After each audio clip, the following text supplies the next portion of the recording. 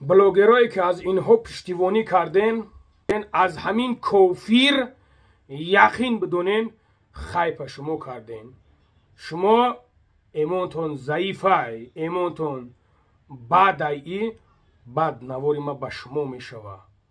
بعد حسین اشروف ما به تو میگم اگر نبروی بخشش نپرسی پگه ویدیویت میکنیم که صورتات الله میزنم. اینا ما گب ما گفتم قطعی نهضتیات اللهتون میزنم. الله ایرا باید ما گب نزنم، ایرا باید نهضتیای تو گب زنن. ای کاری که رفته باید شما نهضت اسلامی میگین بدبخت ها، ایرا باید شما گب زنین، نباید ما گب زنم. نیست که ما ایشان متم ای کافر لعینه از آواز این آبی چشم شما بریزه، شما غمگین چینه زیخ شین. مقصد ما این هسته که شما چشماتون هوی کنین. خب مادری ترا ما بگم تروریست، چند بار زنگ زدم جواب ندادی. خواهر تا بگم امید دارم که میشنوی گپا تو آخیر اول. بعد اگه خلاصه دم میایی در دین حرام دلشش دشمنا را شما گوش کردین. نگاه که حسین اشروف الله لعنت کنه ترا کل خدازاده به ایمان. تو چخل وجدانی تو میگیره که تو ایرا برادر میگوی. حالا آنکی الله گفتگی نیسته، پیغمبرمون محمد صلی الله علیه و سلم گفتگی نیست، در دین آمدگی نیسته که کسی که خدای ترا، کسی که پیغمبر ترا، کسی که دین ترا قرات میکنه تو باید که او را لعنت کنی، تو او را باید که دعای بد کنی، تو او را حق نداری برادر بگوی. گوش کنین. نیکی این شگرد گذشتگی است، من معلومات ندارم راستی، اما اون برادر نباید به این شکل دشنام میکرد، تحقیر میکرد. نگاه کنی برادر عزیز، چخیل سویستی تو میگیره که تو برادرش میگوی. برای چی؟ برای اون که این بدبختای حرام کروگی خدشونای شما اپراودت که است با دل شما مسلمانو را یفته است که یعنی که شما خفه نشین، یعنی که ما دشمنش کرده باشیم او بعد غضب شده ما را دین مونه. نه برادر عزیز، من میمونم ویدیوشا پگه شما تماشا کنین. حسین اشروف تو مطلق کافر هستی. وقتی که از کافر پشتیبانی میکنی الله ترا دشمن میکنه. خدای الله ما را نگاه کن، الله ما را دشمن میکنه، پیغمبری ما را دشمن میکنه، خدای ما را دشمن میکنه، دینی ما را دشمن میکنه. تو کافر هستی، از او دفاع میکنی. تو ایرا خودت 100% میدونی علم تو خوب است. ما همون آدمایی که خودت میگوی که بیسواد، نه که تو حرام نیتی حرام داری، تو مردک نیستی. تو در 10 منوت سکون گذاشتنده تو گفتی که ما دیگه گپ نمیزنیم این مسئله را. گوش کنین ای بچو، والله قسم جواب میگن در نزد الله. کسی که پیغمبری مورا، دینی مورا، کتابی مورا، خدای مورا حقارت میکنه، شما از او دفاع میکنین. رنگ حسین اشروف از الله بترسین، از الله بترسین. مادری ترا ما بگم تروریست. خب مادری ترا ما بگم تروریست، چند بار زنگ زدم جواب ندادی. خواهر تا بگم امید دارم که میشنوی گپا تو آخیر اول. بعد اگه خلاصه دم میایی در دین حرام.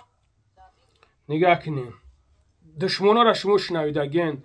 حسین اشروف تو مطلق کافر شدگی، تو لعنت بر تو که تو با همراه برادر میگوی. الله ترا خور ذلیلت کنه. تو کیرا برادر الله شایده که در پیش پروردگار جواب گفتن نمیتونیم. از خدا بترسین، این بدبختا را سنگسار کنین. این از انمی قوم انمیو های، انمی قوم اشروف های، قوم شای، این از انمو های یا اپراودت که هستن که امروز مردمی مورا با دچشمشون خاک پوشیده استن. خدا بزنم برادرو، نزد الله چی جواب میگفته باشین؟ نزد الله ویدیو را السلام علیکم برادرای عزیز، امیدوارم که خوب هستین، ساق سلامت هستین. برادرای عزیز، من از هر یک تایید خواهش میکنم نوارا دا کنسا تماشا کنین، لایک بمونین و کامنتار یا بگذارین، منینیوتون بنویسونین که مردم ما بفهمه که در همینجا چی گپ رفته است. خب نگاه کنین، مسلمان باشی کو مسلمان باشی از دین خودت فقط دفاع میکنیم. فهمیدیم برادران؟ مسلمان باشی از دین خودت دفاع میکنی. کسی که من میمونم گوش کنیم بعد گپ میزنم. خب مادری ترا ما بگم تروریست چند بار زنگ زدم جواب ندادی. خواهر تا بگم امید دارم که میشنوی گپوما تو اخیر بان بعد اگه خلاصه دم میایی در دین حرام.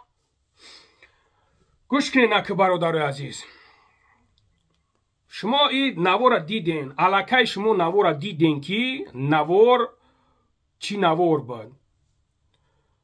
نوزم بالله پیغمبر ما را محمد صلی الله علیه و سلم حقارت کرد، دین ما را حقارت کرد، قرآن ما را حقارت کرد، خدای ما را حقارت کرد. ای برادرو، خدای ما و شما را امروز اشروف خسته از این دفاع کرده است که اپرودت کسته، هم میگه که ما کار ندارم، هم اپرودت کرده است. اشروف با میگم وقتی که 10 منوت ویدیو گذاشته بود، 10 منوت ویدیو تو گذاشته بود، تو با یک کسی دیگه همونجا گپ زیسته بودیم، گفتی که همین مسئله من است، پوسکای خودشون ببروین حل کنن. تو مردک نیستی در حیات، تو جرأت نداری، تو همون ننگ ناموسی تو نیستی که نام بگیری گپ زنی. اینا شما در کانال ما دیدگین بچه خاطر با خاطری که ما ایرا برآوردم که این مرا دشمن کردگی نیست برادر عزیز، این خالق رمضان دشمن کردگی های. ما برآوردم اصلی لیتسای انمی خوینا را که شما ببینین این در تمام گروهاش میبرومد گپ میزد، دفاع میکرد، ایرا احترامش میکردن، حرمتش میکردن. امروز خدای ما و شما را اگر مسلمان باشی، تو که مسلمان الله خودش میدونه که تو بفکرم تو وقتی که پیشتی کافی را که گرفتی تو کافیر میشای، تو ایرا ایجاش الله خودش میدونه. کلمرغ اشروف گوش کن، تو خستی دفاع کردی از مو پشتی گرفتی، تو میگوی که من پشتی نگرفتم. وقتی که سخنی مردکی کردی 10 منوت همین خیلی 15 منوت گذاشته بود که من کار ندارم، من همین مسئله دا گپ نمیزنم، پوسکای خودشون ریشت کنن. نه که دلشش 3 ساعت دیگه گپ زدین، مرا گفتین کو خی نام نمیگیری. برای چی؟ برای نام گرفتن کو هنر در کرای، جرأت در کرای که نام بگیری. شما بدبختای حرامزاده عاقب پدر گوش کنین، ما تا همین روز یک تایتر لذت کردم، یک تتا گفتم که قدت پسته یا بلند، والله بالله تالله قسم میخورم ای برادرو، مرا یگم کس از حکمت نگفته که تو نوار که، مرا یگم کس از حکمت نگفته که تو ای خلکه تو او خلکه، تا حال مرا یگم کس زنگ زگی نیست. ما گراجدانی تاجیکستان، ما همچون شهروند تاجیکستان خستم از ناموس خودم، از ناموس ملتم، از ناموس دینم دفاع کرده استم که این بدبخت دشمن حقارت کرد. خدای ما و شما را، دین ما و شما را اشروف خسته پشتیگیری کرده است.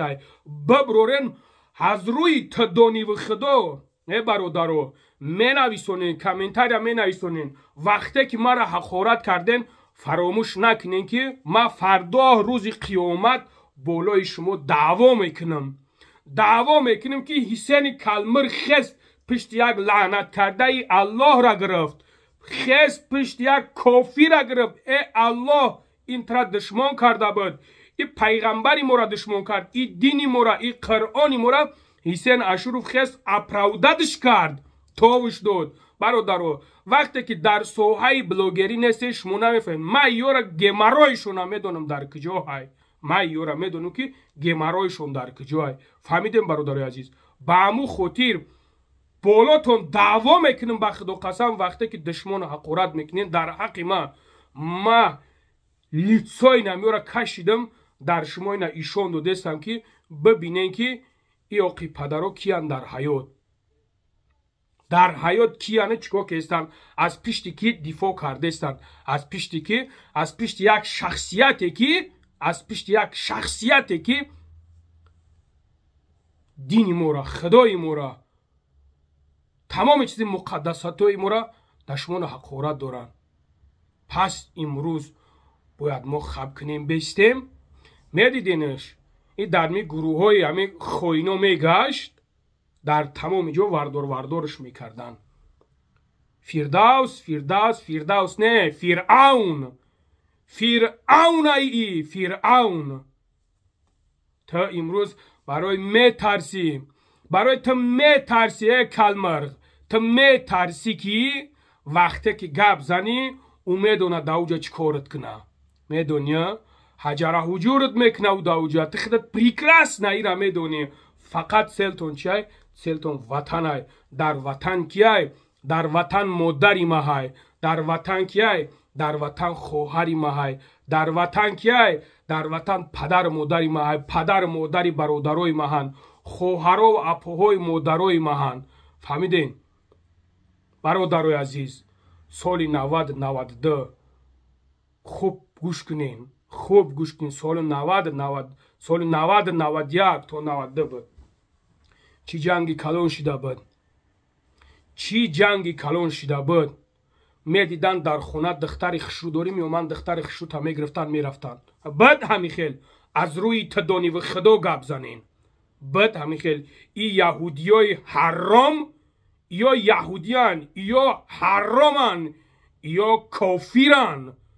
وقتی که میخیزن حکمت دولت خطونه، حالا اون که مادرای شما در اوجا های، حالا اون که خواهرای شما اپاهای شما امروز در وطن تونه، یک کسشون دست درازی میکنه چی را یفتن؟ خود که سطر ریشه کیمچی را گبزیستن. گوش که بدبختو شما برین در اموجا نگاه کنید چه خیلی به سطر ریش گشتیستن. لیش نه خواهر مادری ما همش به سطر الحمدلله. یک کس یک کلمه گپش نمیگه، یک کس یک کلمه گپش نمیگه. الحمدلله گشتیستم. ما فخر میکنم که چونین پرزیدنت دارم. ما فخر میکنم داغش میکنم که پدر مادری ما آزاد زندگی دارن. امروز نگاه کنین در فلسطین چی گپ رفته استای. همین خیلی تون میفوره. ولی بالای قدرت میگن، بالای قدرت یا انشاءالله باذن الله در حیاتشون آمده نمیتونن. در حیاتشون نیکی یک رئیس کلخوزش ببر بمون، یک رئیس جماعتش اینمی کلمرغ اشروف ببر بمون در موجب. ای برادرو والله قسم کو تمام جورا زبط میکنه میگیره، تمام جورا زبط میکنه میگیره. تمام دختر تمام چیزا تو یاشاشا تجاوز میکنه. ای بدبخت، ای بدبختو از انمی بدبختی که خدای ما و شما را آخرت کرد، ای از انمی طایفه هست. اینها از همین طایفه هست. برای چی گپ میزنین؟ نمیگه که هی ما الله لعنتش کنه، الله خارش کنه. برای چی نی سخن را نمیگن؟ برای چی طرفدارای وطنی ما را میگن؟ برای چی؟ برای چی کارکنای امنیت هر یک تایما برای وطنی ما را ما باید که امنیت باشیم. اینها که وقتی که در آمدن فراموش نکن که زن تا در کار باشه زن تا میگیرن، خواهر تا در کار باشه خواهر تا میگیرن. اینها انمو شخصیت های است. الله مهربان امروز ایشانش داد با واسطه ای که ما برآوردم لیتساشون کشیدم برآوردم گفتم که ای برادران نگاه کنین که این شخصیت کی بود، در کجاها برآمد میکرد، در کجاها گپ میزد. شما خودتون دیدین. حسین اشورف گوش که کلمرغ اعتراض صدقه حسین اشورفت کنه. برادرها خوب گوش کنین. ما با میگم تون که وقتی که شما نمیفهمین، وقتی که شما نمیفهمین سوهای اینترنت سوهای یوتیوب شما نمیفهمین، این بدبختا چنان عرط ریشیدگیان، چنان عرط ریشیدگیان که نمیخه لبای خیلی توتون میتا، لبای خیلی توتون میتا. همین خیلی هست. نگاه کنین ده برادرها، وقتی که در افیرای هم یا میبروین شما خودتون برآمد میکنین کمتر گپ میزنین، نگاه میکنین که نمیشه سرازم میبرورتون. برای چی؟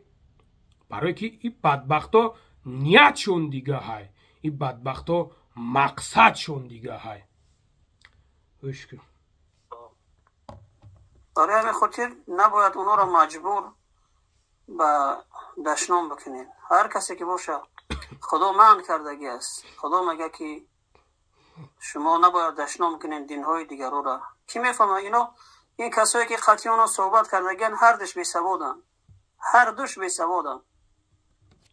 خب نگاه کنین، این уже оправдать کردن است، یعنی که شما باید اشرف دوریت کنین، باید برگشت با سوی اشرف برین بگین که ها مطرف فهمیدیم نکی فراموش نکنین ای برادرایی که از پشت اینها میخیزین سنگ میزنین والله قسم نزد الله جواب میگین. این уже оправдать کردن شای، оправдать که است. اشرف تو وقتی که از مردکی گپ میزنی کو همون ناموسی مردکی که تو فقط оправдать کرده است، تو همون را برآورده پراف ها پرافش نگفته است یا گفته است که دینی او را ای دشمن تو در کجا دیده که من دشمن کرده باشم؟ از خدا نمیترسی؟ تو از خدا شرم نمیکنی که تهمت میکنی؟ من کی دینی ای را دشمن کردم؟ من دینی ای را در کجا دشمن کردم؟ کی دشمن کردم؟ من خطی یک باری که گپ زدیم من میمونم برادرای عزیز، من دیم ویدیو دا میبرورم میمونم که من قطعی چی گپ زدگیم. من را فقط گفتگیم که بچه دشمن حقارت نکن، در همو جام دشمن حقارت کرد، از دینم حقارت کرد. هنمی بدبختی لندهوری خدازاده یا پدر همو جام دشمن حقارت کرد. وقتی که من زنگ زدم گفتم بچه، گفتم تو برای چی؟ گفتم دینی مورا قرآنی مورا خدای مورا برای چی دشمن میکنی؟ و یهود چیزی هست نیست برای ما فرقش نیست، من کارشم ندارم بدبخته.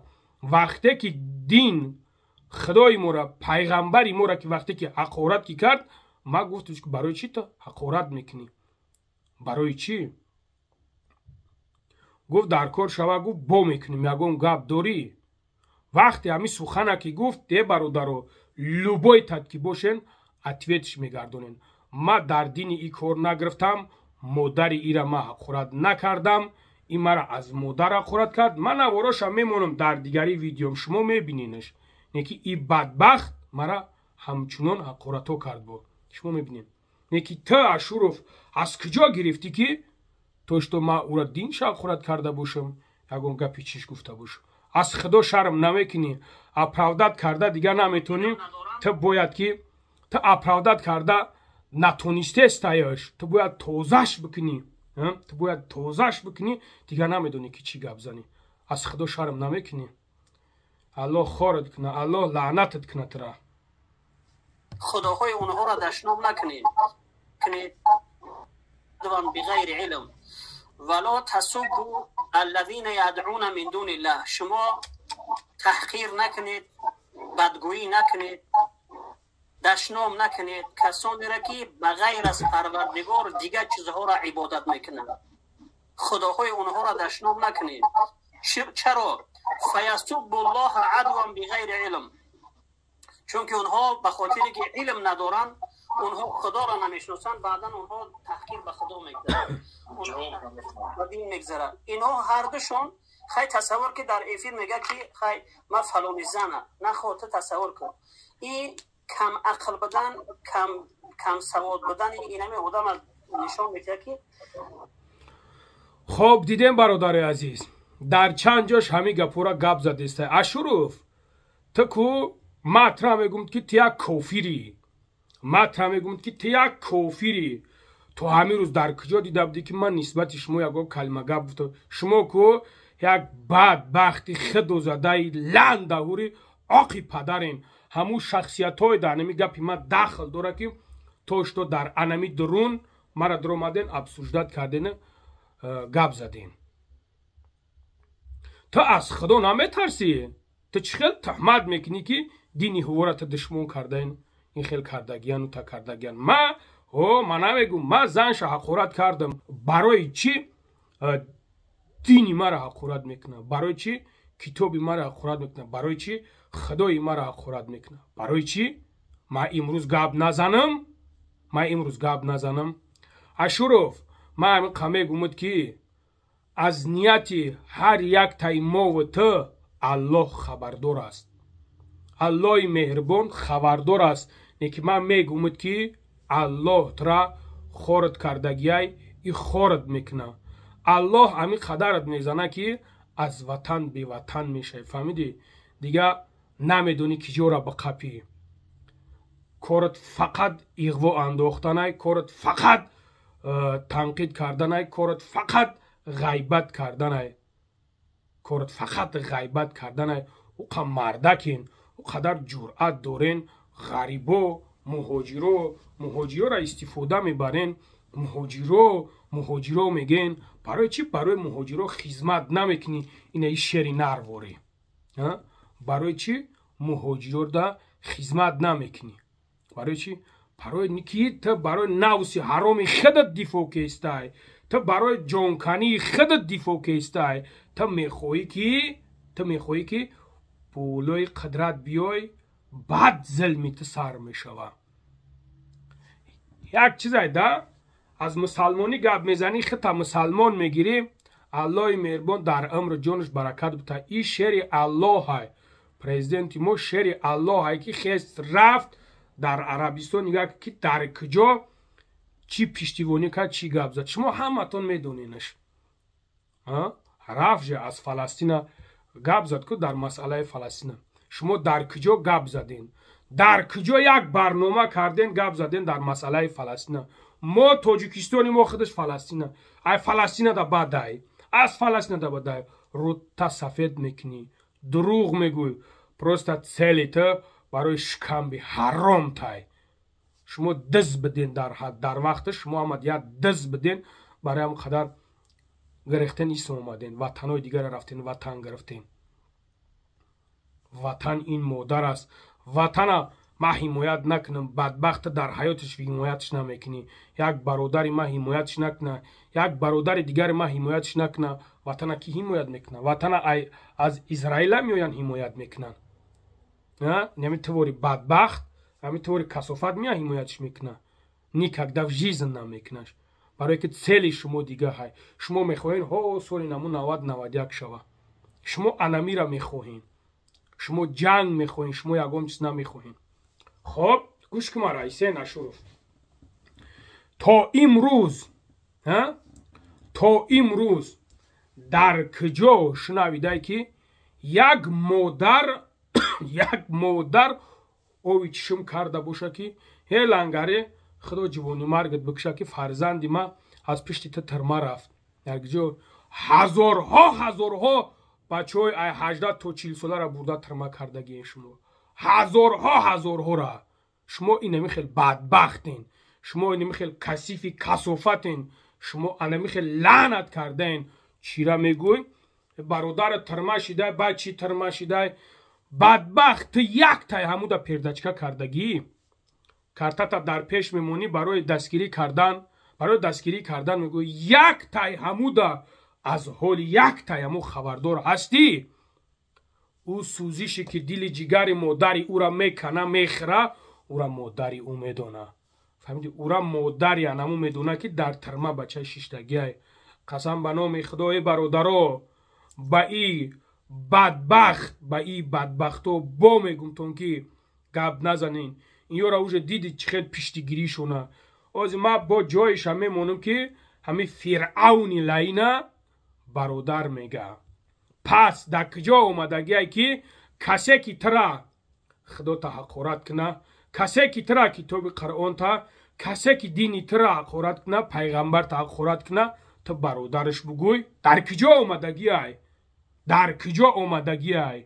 کو؟ بیارین مرا ایشان بتین، بیارین ایشانم بتین. بعد تخدت علم داری ها؟ اشروف کلمر تخدت علم داری. کو در کجای اومدگی ای؟ در کجا که تو برادرش میگوی؟ برای که تو مرینی تخدت یهود هستی، تخدت از هنموا هستی. شاگردای تن اینا شاگرد یا که استاد تای، یا شاگرد تای یا استاد تای. هنمی پکلینی شما هنمی امروز خست، پکلینی شما در درون شما خست. خدای مورا، دینی مورا، پیغمبری مورا دشمن حقارت کرد. تو امروز از می دفاع میکنی، تو باید پیشای من نوار میکردید. وقتی که نوارت دیدی باید نوار میکردی که ای بدبخت ای چی گپ بود ای چی سخن بود ای فرعون تو برای چی سخنو را کردی برای که مرینی نمرینی значит خطی همکاری داری значит برادری تای значит ای پیروایی تن یا که تو پیروایی ای بدبخت هستی فهمیدین برادر عزیز برای همقدر هزارها مادر اوی چشم شریزوندگی هزارها برادر برده پس پنجره کردگی کی کرده تو کرده بدبخت شما شمالی نو در آدمش زدین شما نو در آدمش زدین والله قسم کو کاریتون میکنم گه تو نه پاپا گفتم میخرین از خدا بترسین وقتی که سوخن کردی سلوه کردی که من در این مسئله گپ نمیزنم در این مسئله گپ نزن برای چی گپ میزنی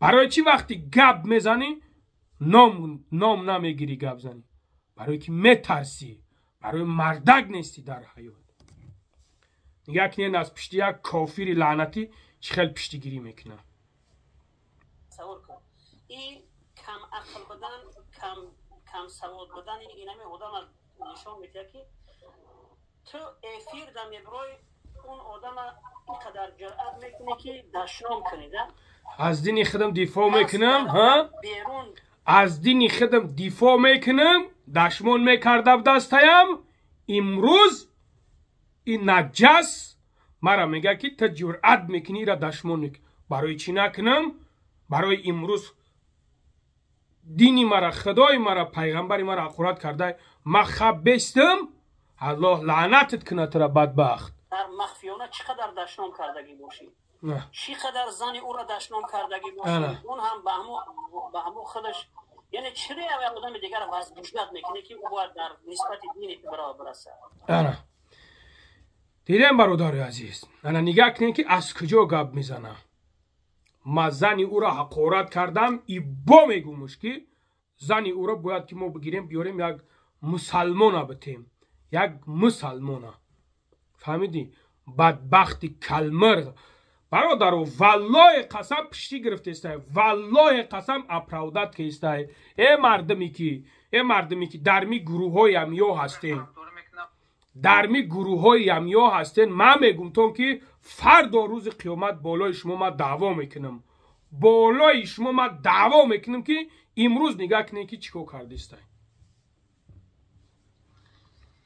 نه مثلا رژیم بگیریم که بچه‌ها چی میکنه بگیم دا اون نمیگیره که دانو میگیره که اوخی نه بی سواد نگاه که اینجا میگم ما صورتش میمونم ببینینش گوش کن برام میخواد که این حالا تانی ذهنی مردم با طرف خودش جلب کنه برآمدن میگم در لنگریه که وای در آمده علاقه گفتستان که انا گروه 24 خلاصه انا اصلاح در خلاصان فردوس میبرد ارگم میگه با محمد قول و طرفدار میکنه حسین اشو و طرفدار میکنه با مقابلی بهش میکنه اوخی اگر صد تلنگری با مقابلی همی اپوزیسیا یا با مقابلی مخالفو اگر بگه که اون کسی شما وار نمیکنه مردم درک کردگی که شما شیطان شما شیطانت چیدین در 13 سال سبحان الله نگاه کن اوخی ایرا خدش نگاه که چرکک ای کلاد رنگ هندلا مرا گوش که چرکک چرکی با خدا قسم نمی چرکوی رود توفته استای چرکوی رود ای اکران توفته استای ته چرکک ترا چی و گبزنی چی حاجی با خدا قسم تاج سان کنم ببرورم نمی مادرت کو در پوش کلوش نداره بپوشه کلوش نداره که بپوشه یا سلانسی نداره که بپوشه این همی بدبخت ترا چی و گبزنی چی ترا چی و پروتیفی دولت گب زدن چی تا برا گمشه یک صابونی دوریه یک صابونی مشکای بگی یک کمتر سر تا پشوی سرت برود دف شوه برای لنگری شیدن پاتی حرام برات طهارت که اول برات طهارت کن بعد نومی مرا بگیر فهمیدی چرکک برات سر پرتا توزه که پات پیش به مرا امروز گاب زیسته نومی مرا گرفتی طهارت کرده دی کی وابشه خداد کونتا شوشتا نمیتونی با مرات گاب زیسته بیناموز تیا دایوسی دیگه‌ای تو یا دایوسی دیگه‌ای صورتش دایوسی تو ترا چی و گابزنی چی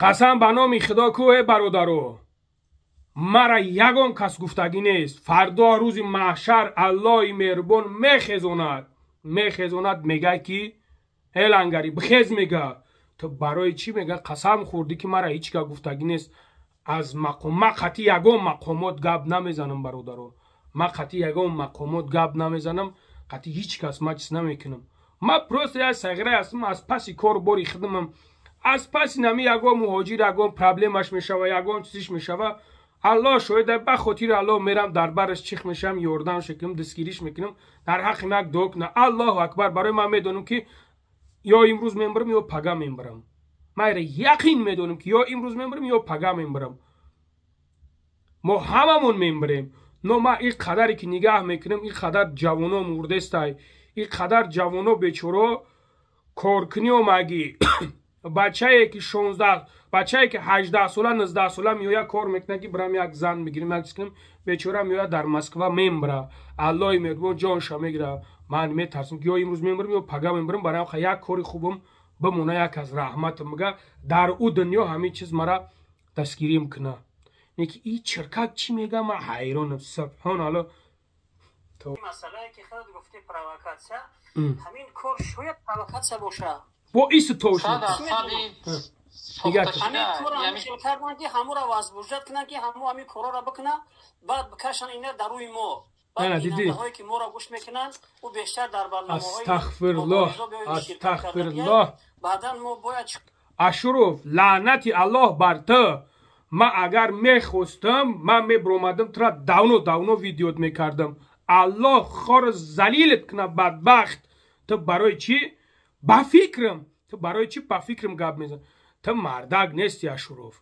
ما میگم که 10 مینوت ویدیو گذاشته بود تو گفتی مسئله در ما گپ نمیزنم در این مسئله مرا نپرسین نه که با اومدی کنتا کشیدی برای چی کنتا میکشی برای چی برای ناموس نداری تیا بی ناموسی وقتی مردک سلو کرد که ما کار ندارم значит کار نمیگیره بی ناموسی دایوسی خدا زده کل مرغی لنده هوری خدا زده بی ناموس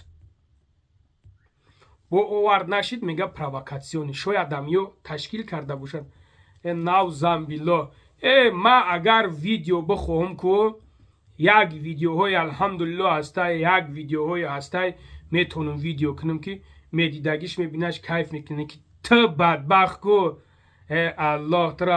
الله ترا کو چنون زدگی تا که خدا درک نداری بدبخت کار کنیم اما موقعمون انا نسبتی معین کنیم بعد مردم از ما دوری کنن شاید همین بازی باشه کی میدونه های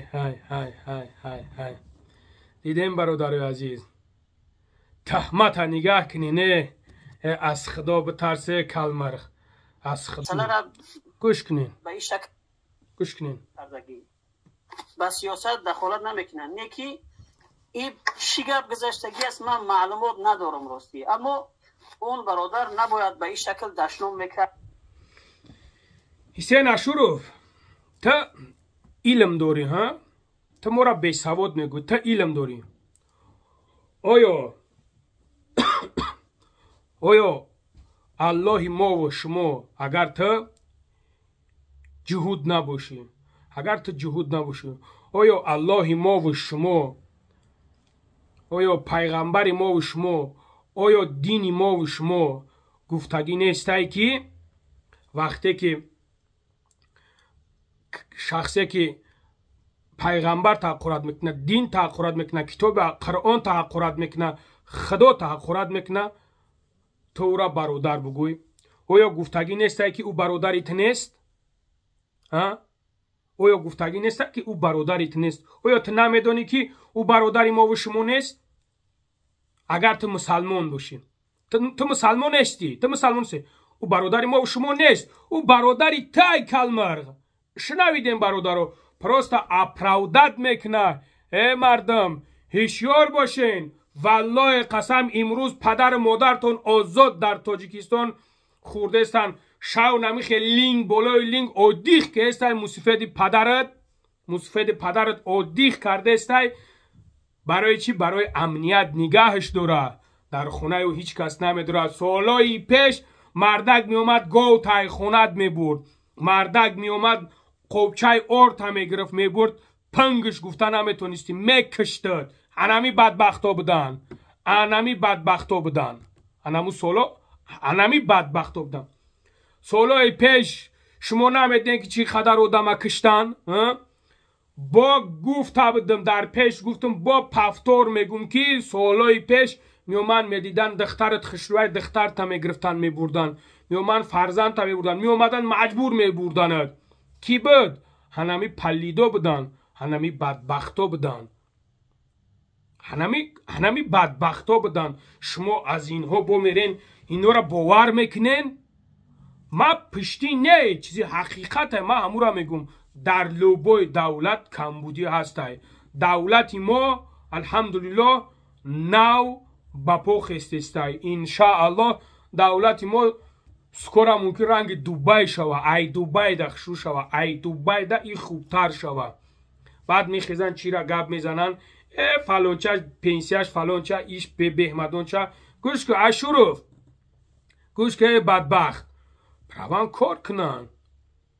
ما چه خیلی که میام کار میکنم الحمدلله مهنت میکنم. پدر مادر ما نگاه میکنم.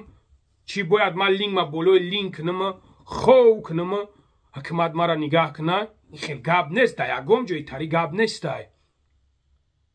دیگم جایی خیلی بدبختی خدا زده. برای چی گپ نمیزنی که برین خدمت کنین؟ برای چی نمیگوی اشروف؟ اینه مردم هم میبروی فقط میگوی شما مهاجرت میین، شما ایجا میین، شما اوجا، شما برای چی نمیگوی که برین خدمت کنین؟ برای چی نمیگویشون؟ برای چی؟ برای خدمت در دولت بکنن. یکی از کمبودی های دیگهش گپ میزنی. لیش نه هستن همی برادرو. لیش نه خطون هستن برای خدمت نکردن میخیزن میگریزن مسکو میین. اکثریتت میخیزن میگریزن مسکو میین. خویا بخوین پنسیای خوب بخوین دولتی آباد خدمت میکنی در دولتت که دولتت گلگل شکوفان شوه و سری و پری در او دولت بیویا. تو که کار که نکرده ایش که کار که نکرد ایش که کار که نکرد ما لینک ما بالای لینک کنم از کجا ای خیل میشوه؟ ای خیل گپ نیست در یکم جا. مهنت کنین. مهنت حلال کنین کار کنین. اشروف گوش کنین. کرد تأخیر میکرد این کارش خطا است و این مسئله را بگذاریم بین خودشون. یک بلاگر ببرو اگر زنه میگفه ریشاشون رنگی بزوره ابو جهل وره از ایدی. آخه اشروف گوش که ای خدازاده حرام تو یک بدبختی خدازاده. تو فقط کارت کمبودی کفتنه. تو کارت فقط کمبودی کفتنه. تو کی و بشه ده حیات خودت. تو یک شخصیتی هستی که از پشت یک کافر پشتیبانی کشته. یک کافر تو پشتیبانی کشته. تو نمی انسانی مطرح میگم که تو ده حیات مردک نیستی. تمام. من صدقه قرآن تو بشم. من صدقه پیغمبری تو باشم. هیچ وقت نگفته از من گفته است که من صدقه میکرده. اما هیچ وقت دینی من دشنام کردگی نیسته. یعنی من قطعش اگر گپ زدگی باشم هیچ وقت نگفته از من گفته است که من صدقه قرآن تو بشم. صدقه اینم امروز هم روش صحبت کردگی. او اشروف من صدقه قرآن تو بشم. من صدقه پیغمبر تو بشم. من صدقه من جان من فدای تو رو جوانمرد بکنم. اما گپ این است که اونو خودشون سواد ندارن. بی سوادن. وقتی که توهین تحقیر در بالای ما میکنن دیگر ما جای باید چیکار کنم که اونا و یه بار سرشون ویران شود.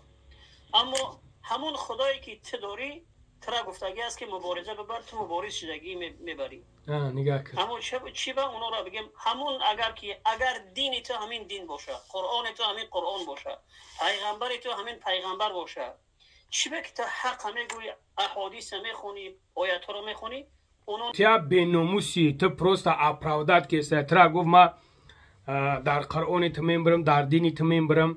آیا تو نشنویدی که چی دشمن کرد؟ تو باور نداری؟ تو حالی هم باورش نداری؟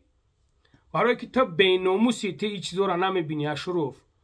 تو یک بیناموسی، تو یک خدوزده حرامزاده. من اینا ترا میگم که تو یک خدوزده حرامزاده.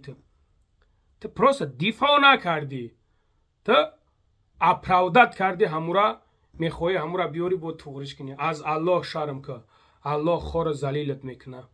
انشاءالله الله خور زلیلت میکنه ترا. خب برادر عزیز، گپ دیگه زیاد نمیکنیم، ای تک زیاد شد.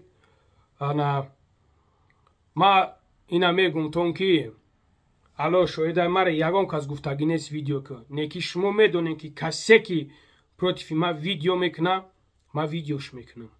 کسی که پروتیفی ما ویدیو میکنه ما ویدیوش میکنم.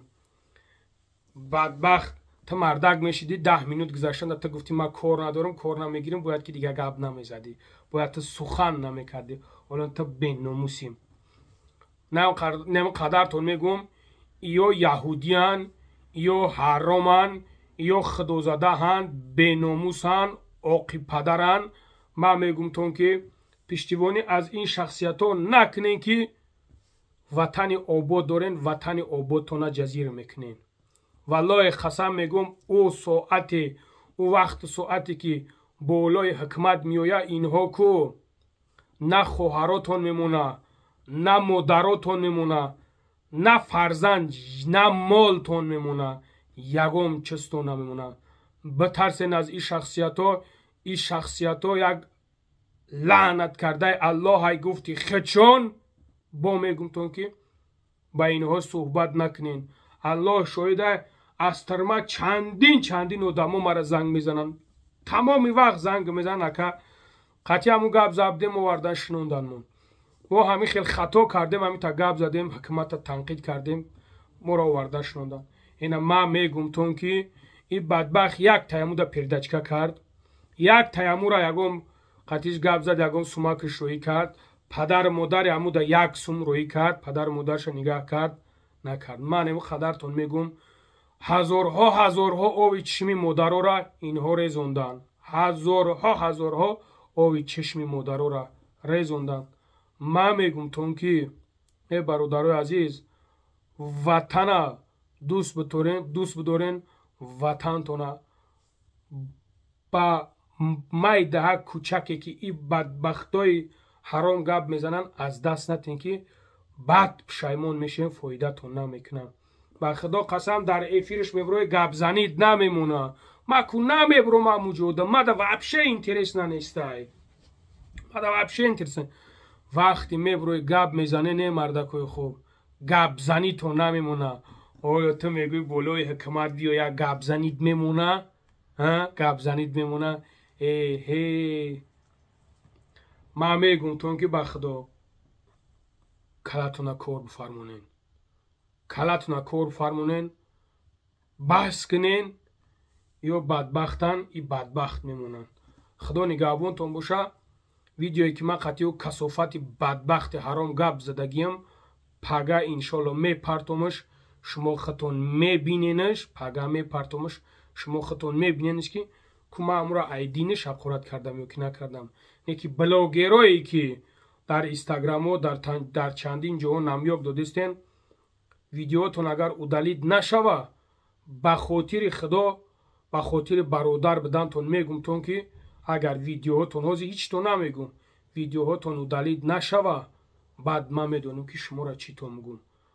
ما خواستم لیتسوی را ایشون بتم که از درون خودشونای یا شاگرداشونای یا استاداشونای خدای ما و شما را، پیغمبر ما و شما را، دین ما و شما را، قرآن ما و شما را دشمن حقورت دارن. ما امروز خواب کنیم بیستیم مردن ما به که ما امروز با پشتیبانی از همین بدبختا کنیم. خدا نگهبانتون.